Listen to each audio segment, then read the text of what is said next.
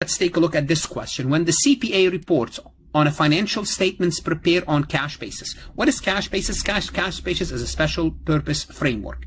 So cash basis. The report will contain an emphasis of a matter paragraph. Let me ask you this, just not knowing anything. Do you think you should tell the users that, look, this is a cash basis report? Should you tell them this? What do you think? I would say yes.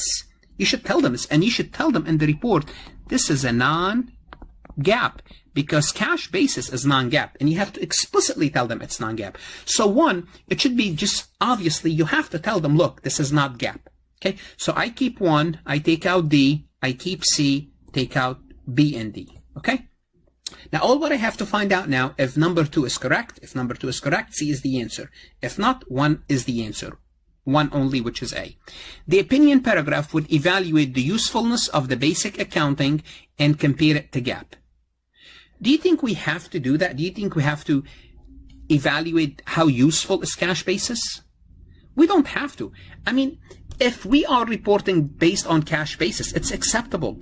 And there's no reason to compare it to GAAP. If somebody is interested in converting the financial statements to GAAP, by all means, you know their cash basis, you can do your own evaluation and compare it to GAAP. But we don't do this work. Otherwise, if we do this work, it means we are doing GAAP and cash basis. Therefore, 2 is not correct, C is not correct, 1A is the answer. And hopefully you could learn this based on common sense. Yes, I have to emphasize the accounting method I'm using, cash basis, but I don't have to compare it to GAAP. So why don't I compare it also to income tax?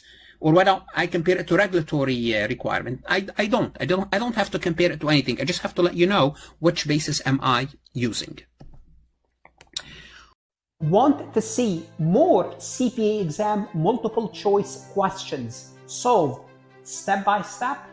At farhatlectures.com, you will get hundreds of video solved MCQs step by step, including previously released AI CPA questions, previously released AI CPA simulation, in-depth lectures and resources to prepare for the CPA exam, AI tools that's going to help you study smarter, not harder, CPA exam podcast lessons where you can learn on the go.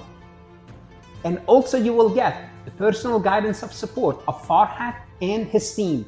If you are serious about passing the CPA exam, this is your next step. Visit the website farhatlectures.com, start your free trial, and I hope to see you on the website.